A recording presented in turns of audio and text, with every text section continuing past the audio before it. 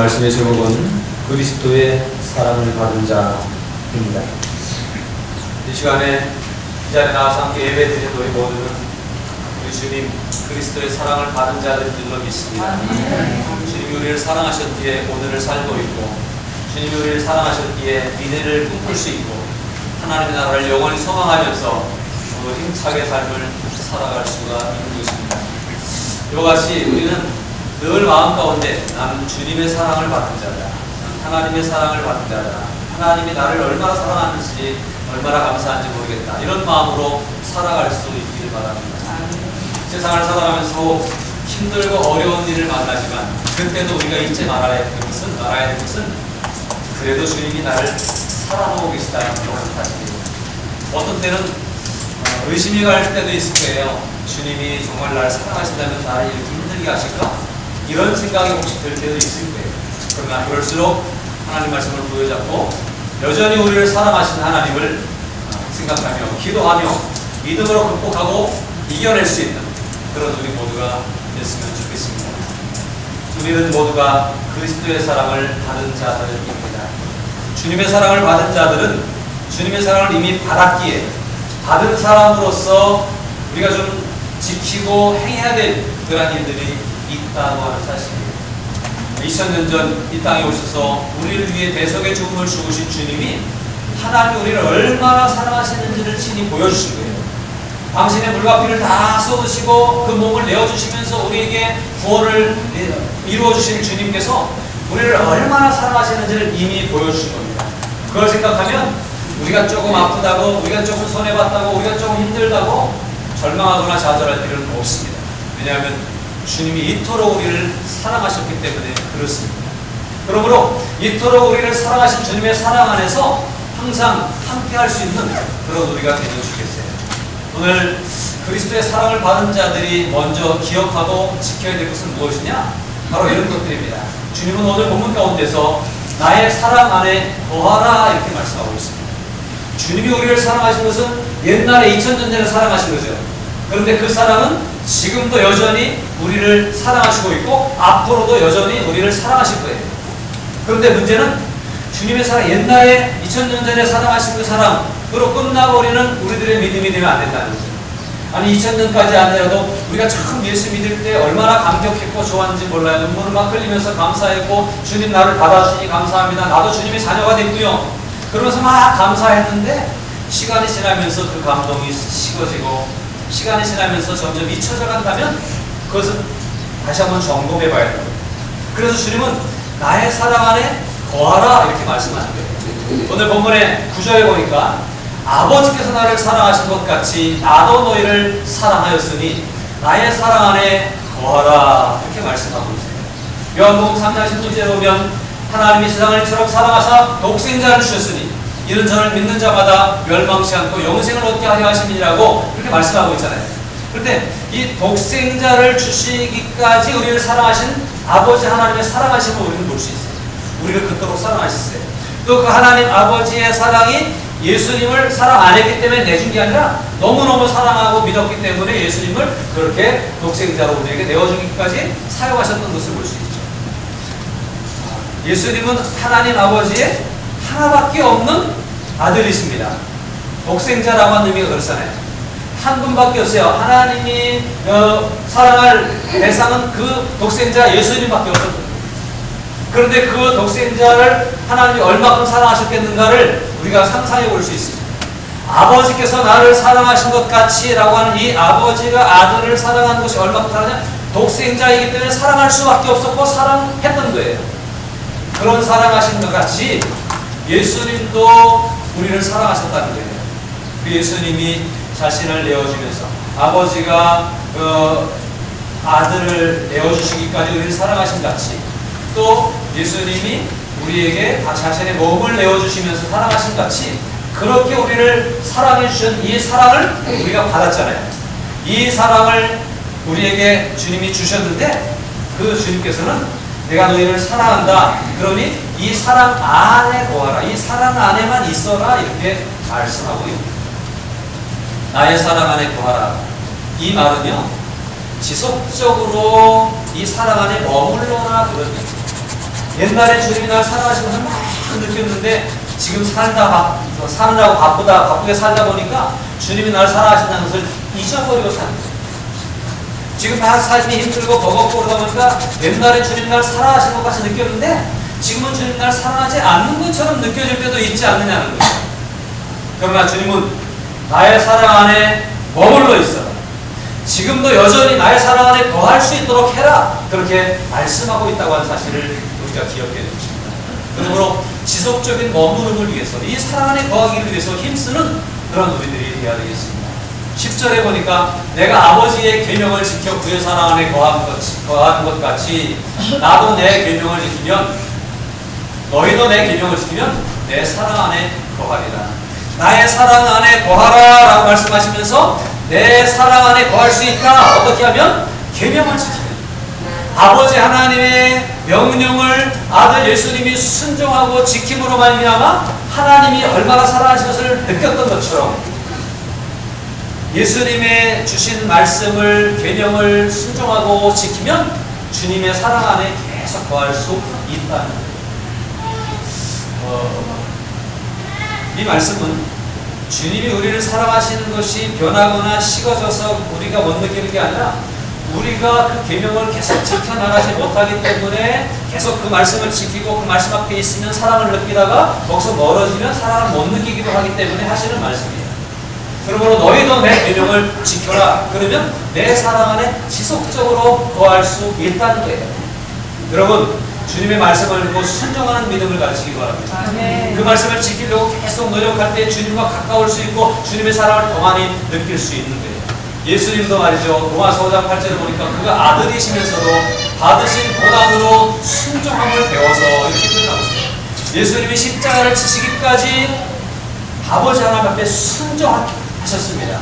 주님이 그렇게 순종하실 수 있었던 것은 아버지가 나를 사랑하신다는 것을 알았기 때문입니다.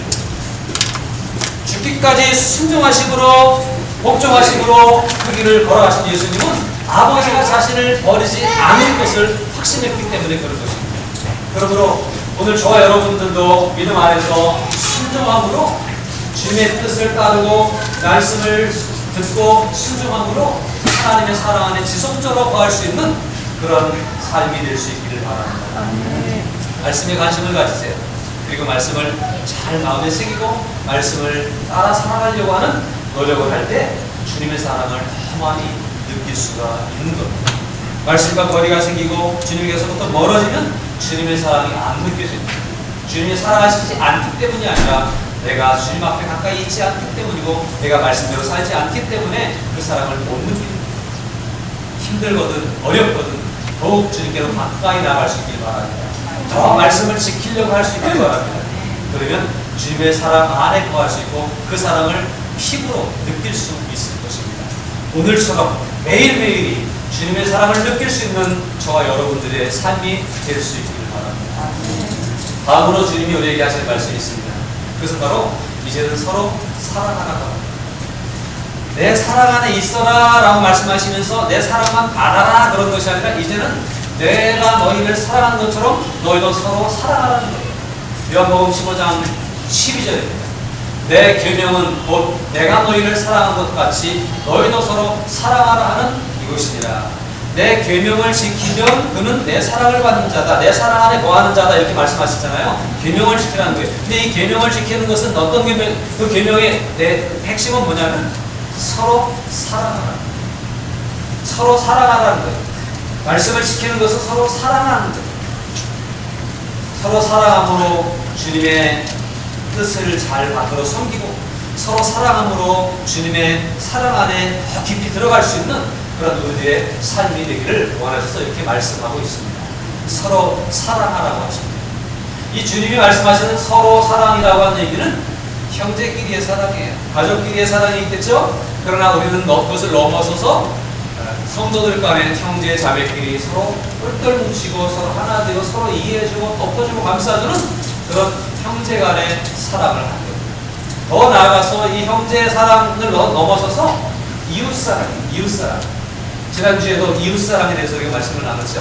이웃사랑이 나와 큰 관계는 없지만 그래도 그에게 사랑을 베푸는 것, 이것이 누가 할 일이냐? 우리 그리스도인들이, 그리스도께 사랑을 받은 사람들이 해야 될 일인 것입니다. 이웃까지 사랑할 수 있어요. 또 더 나아가서 사랑한다면 주님은 원수까지라도 사랑하라고 하셨어요. 원래 우리도 하나님과 원수된 자였지만 하나님이 우리를 사랑하셨잖아요. 하나님이 우리를 사랑하신 것처럼 우리도 그 사랑을 받았으니 그 사랑을 실천해서 서로 사랑하라는 거예요. 형제를 사랑하고 이웃을 사랑하고 원수까지라도 사랑하는 마음으로 살아가는 사람이 그리스도의 사랑을 받은 사람이다 라고 하는 사실입니다. 요한복음 13장에서도 이렇게 말씀합니다. 새 계명을 너희에게 주노니 서로 사랑하라. 내가 너희를 사랑한 것 같이 너희도 서로 사랑하라. 너희가 서로 사랑하면 이로써 모든 사람이 너희가 내 제자인 줄 알리라. 내가 너희를 사랑한 것 같이, 내가 형제처럼 생각하고 사랑하고 이웃처럼 사랑하고 원수였지만 사랑했던 것처럼, 주님이 이렇게 사랑하셨던 것처럼 우리도 주님처럼 그렇게 형제를 사랑하고 삶을 살아가면 우리가 주님의 제자인 것이 증명된다는 거예요. 여러분, 우리가 상식적으로 다 알잖아요. 믿는 사람과 안 믿는 사람은 달라야 돼요. 사랑함에 달라야 돼요. 믿는 사람은, 안 믿는 사람은 그저 형제만 사랑해도 잘하는 거예요. 그러나 안 믿는 사람은 이웃까지도 사랑해야 되는데요. 그래도 잘했다 소리는 못 들어요. 원수까지 사랑하면 조금 관심을 가질까? 그 정도 되는 거예요. 그렇지 않습니까? 그러니까 우리는 어떻게 해야 되는 거예요? 이웃의 사랑을 넘어서서, 형제 사랑을 넘어서 이웃의 사랑하고, 이웃의 사랑을 넘어서 원수까지도 사랑할 수 있는 그런 넉넉한 사랑의 마음을 간직하고 행할 수 있는 그런 우리들이 되어야 되겠습니다. 주님이 우리를 사랑하신 거죠. 우리가 원래 주님과 원수되었을 때, 우리가 주님을 알지도 못했을 때 주님은 우리를 사랑하셔서 우리를 위해 십자가를 지시고 고난을 당하셨고 희생하셨잖아요. 주님이 그렇게 우리를, 원수 같은 우리들이지만 우리를 위해서 희생하셨던 것처럼 우리도 이웃을 위해서 또 원수 같은 사람을 위해서도 희생할 수 있는 삶을 살아가면 우리가 주님의 진정한 제자가 되는 것이 증명된다고 하는 사실이에요. 이 세상에 복음이 전달되는 과정 가운데 우리의 온전한 이웃사랑이 중요한 매개체 역할을 감당합니다. 교회가 우리들을 위해서만 존재하면 전혀 복음은 전달될 수 없을 거예요. 왜요? 지들끼리 믿는 예수님이라고 생각할 거예요. 그러나 우리가 이웃을 사랑하고 남들에게 사랑을 베푸는 모습들이 보여지고 비춰지면, 아, 저 교회는 좀 다르구나, 저 사람은 좀 다르구나, 텔레비에 나오는 그 교회와 다르네, 텔레비에 나오는 그 목사님과 다르네, 이런 소리를 저와 여러분들이 들을 수 있어야 됩니다. 그렇게 들을 때에 우리의 사랑은 인정받을 것이고 우리가 진정한 제자로 그렇게 인정받게 될 것입니다. 요한일서 3장 8절에서 말씀합니다. 자녀들아, 우리가 말과 혀로만 사랑하지 말고 행함과 진실함으로 하자. 교회가 사랑을 강조한다는 건 누구나 다 알아요. 교회는 사랑한다는 걸 누구나 다 알아요. 교회가 더 사랑해야 된다는 것도 알아요. 교회가 사랑 타령이 많다는 것도 알아요.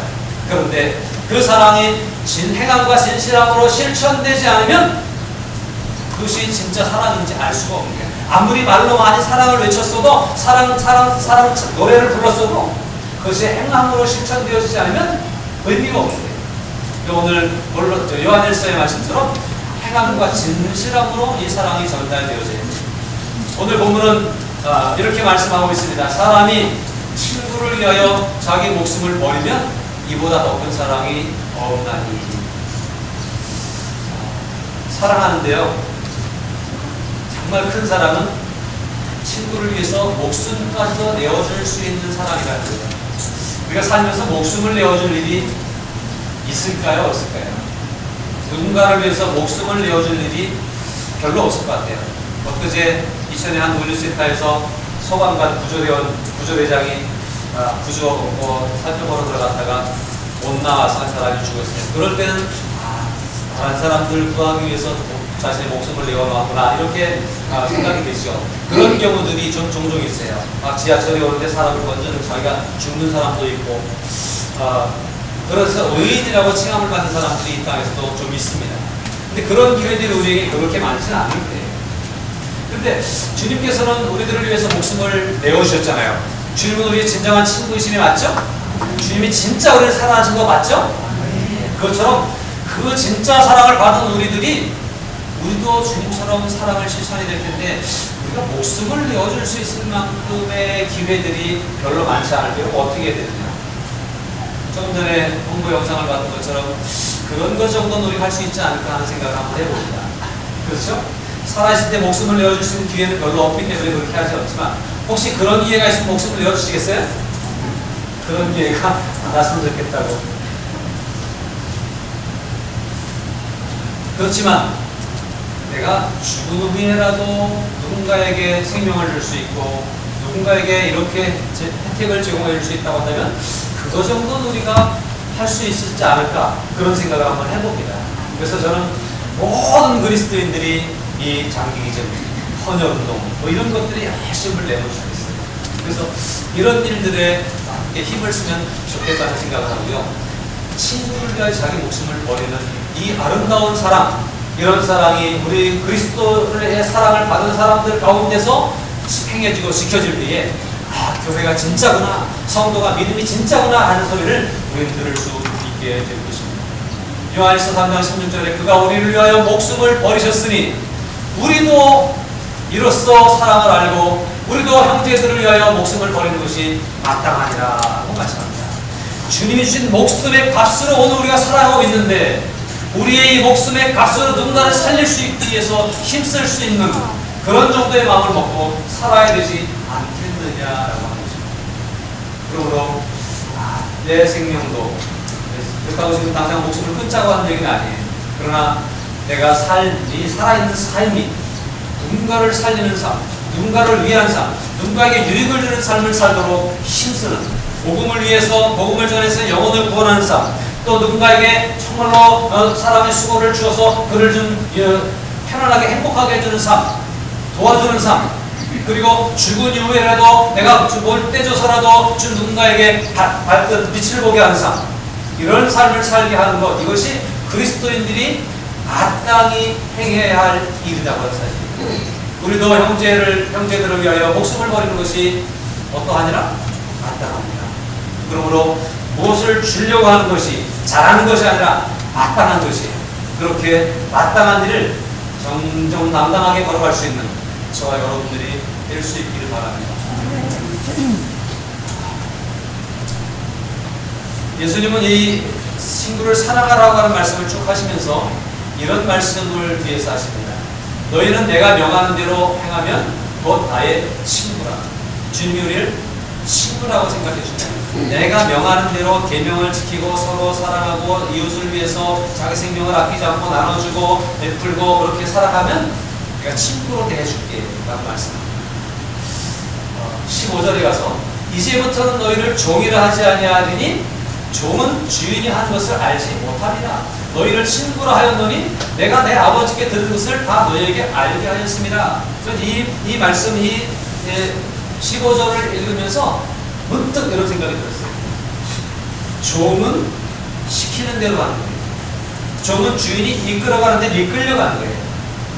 그러나 여기서 주님이 이젠 종이라고 하지 않냐고 친구라고 하겠다라고 말씀하실 때 이 친구는 시켜서 하는 게 아니라 끌고 가서 하는 게 아니라 좋아서 같이 가는 거예요. 우리의 믿음 생활이 목회자가 주님의 종인 건 맞죠.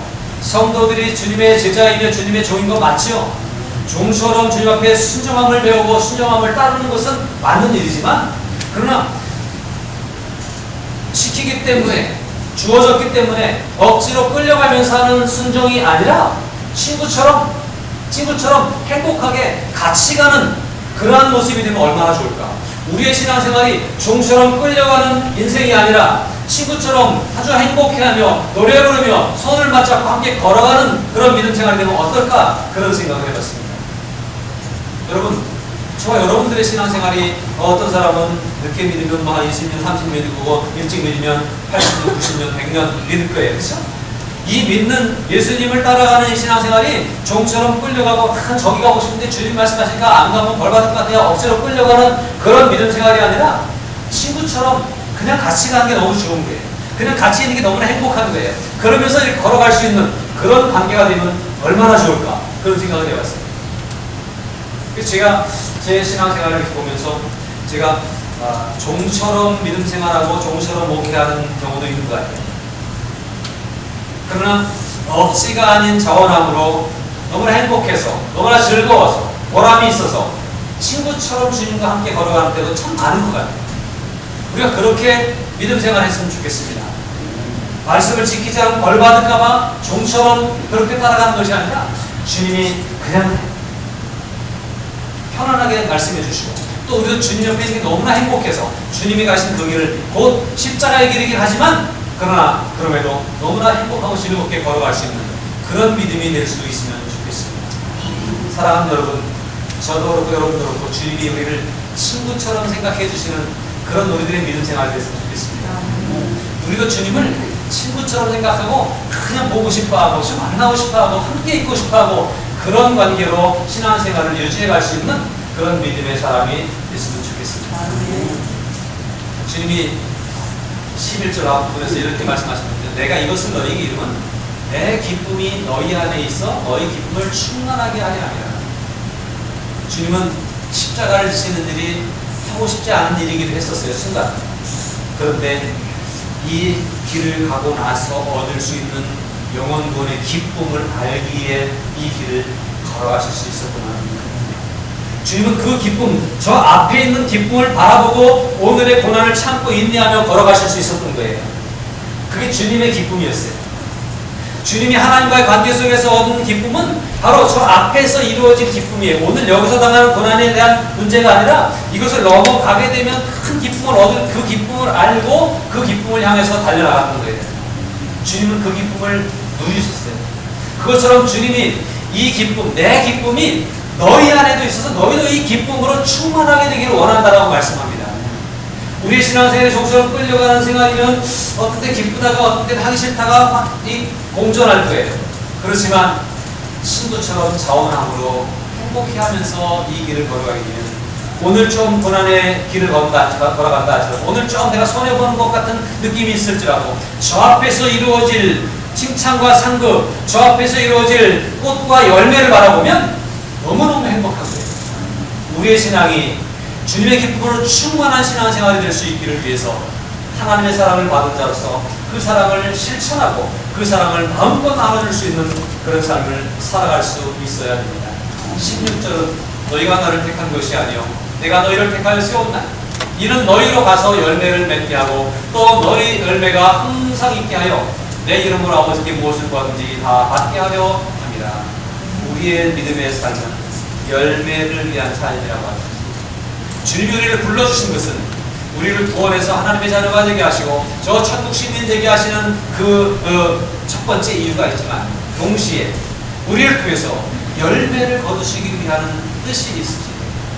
포도나무에 붙어있는 가지가 열매를 많이 맺는 것처럼 항상 주의 사랑 안에 거할 뿐만 아니라 그 사랑을 가지고 또 서로 사랑하고 나눠주면서 열매로서 하나님께 영광을 올려드리는 삶을 살기를 주님은 원하시고 있습니다. 어떤 열매를 얻으시겠습니까? 어떤 모습으로 열매를 맺어 하나님께 영광이 되고 나에게도 기쁨이 되는 삶을 사시겠습니까? 할 수 있는 모든 것을 동원해서 주님의 열매가 될 수 있는 삶을 살아가는 저와 여러분들이 되기를 바랍니다. 이것을 너희에게 명함은 너희로 서로 사랑하게 하려 함이라. 이 말씀을 늘 기억하면서 주님을 사랑하듯이 이웃을 사랑하고 주님의 사랑을 느끼듯이 받은 것만큼 이웃에게도 그렇게 베풀어주고 목숨까지라도 아낌없이 주셨던 주님의 사랑을 받은 우리들이 내 생명도 아끼지 않고 누군가를 위해서 줄 수 있는 깨어있고 살아있는 성도가 된다면 우리도 기쁘고 주님도 기뻐하실 것입니다. 그 열매를 통해서 또 많은 사람들이 그 열매의 기쁨을 누리게 될 줄로 믿습니다. 기쁨이 충만한 교회 공동체, 기쁨이 넘치는 우리의 개개인의 삶이 될 수 있기를 주님으로 축복합니다.